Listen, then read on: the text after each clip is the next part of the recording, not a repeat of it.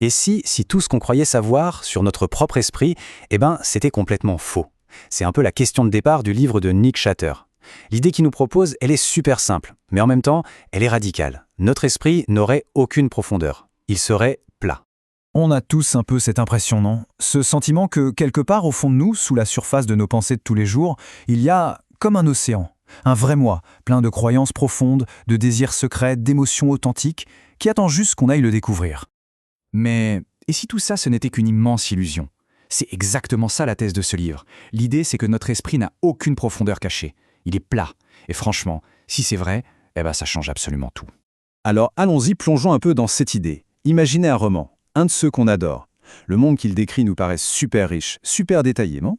Pourtant, si on y pense bien, l'auteur n'en a écrit que quelques petits bouts.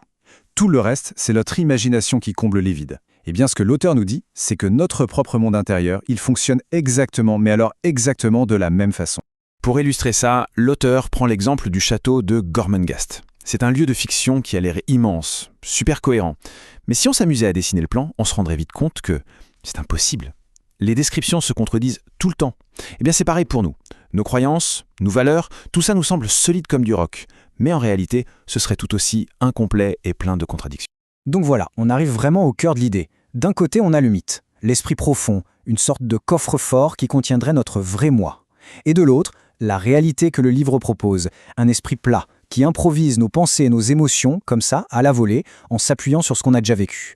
En gros, il n'y a pas de trésor caché à aller déterrer. Ok, alors maintenant, voyons comment ça se manifeste concrètement. Le tout premier indice que notre esprit est un grand inventeur, on le trouve dans un truc de base, notre vision. On a tous l'impression de voir le monde en 4K, en haute définition, mais la réalité, elle, est beaucoup plus bizarre que ça. Prenez ce cube impossible, par exemple. Notre cerveau s'obstine à le voir comme un objet en 3D, un truc solide, même si on sait très bien que c'est logiquement impossible. Il fabrique une sensation de réalité hyper convaincante, à partir de rien du tout. Et ça, c'est une métaphore parfaite de notre vie mentale. On a la sensation d'avoir une profondeur intérieure, même si en fait elle n'existe pas. Et attention, ce n'est pas juste une petite illusion d'optique. Non, c'est comme ça que notre vision fonctionne normalement. Notre cerveau ne filme pas le monde en continu, en HD, pas du tout. Il dessine juste les grandes lignes et il invente le reste au moment où on y fait attention.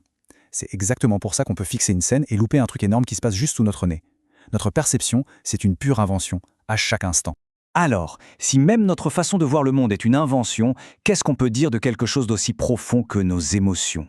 L'idée que nos sentiments sont des sortes de vérités absolues qui viennent du plus profond de notre être, c'est peut-être ça la plus grande illusion de toutes.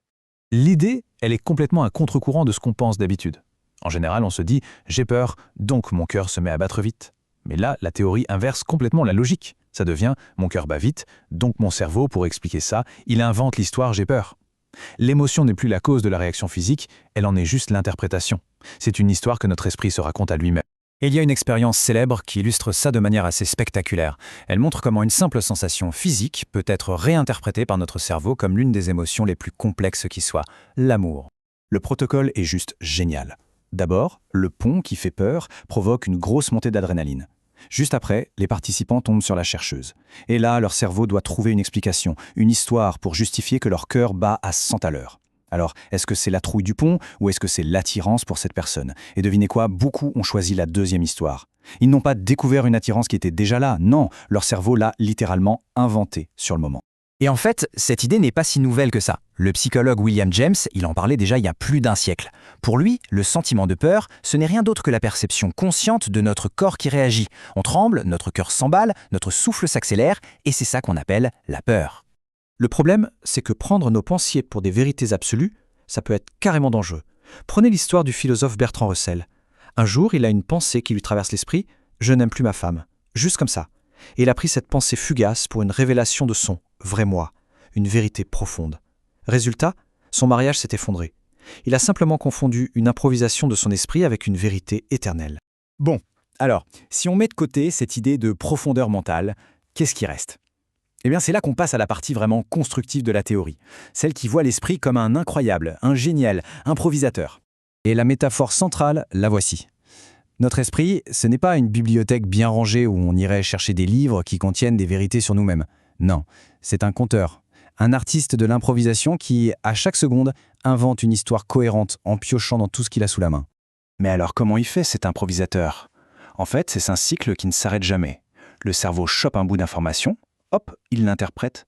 Et cette interprétation, elle déclenche la pensée d'après, qui est elle-même interprétée, et ça continue, encore et encore.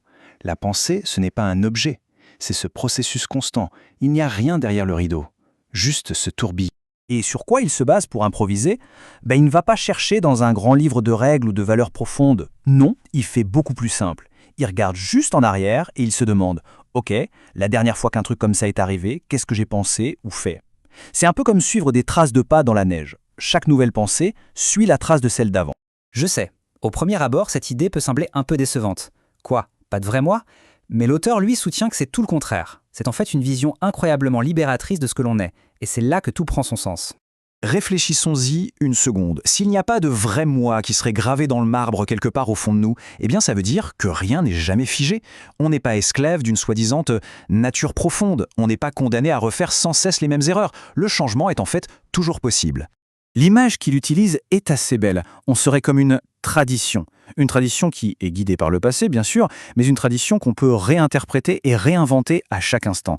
Le moi, ce n'est pas quelque chose qu'on trouve, c'est quelque chose qu'on construit, tout le temps. Et c'est vraiment ça le message clé à retenir. Chaque pensée, chaque décision, chaque action, ce n'est pas la révélation de qui on est déjà. C'est une petite brique qui construit qui on est en train de devenir. C'est une responsabilité énorme, c'est vrai, mais c'est aussi une liberté absolument immense.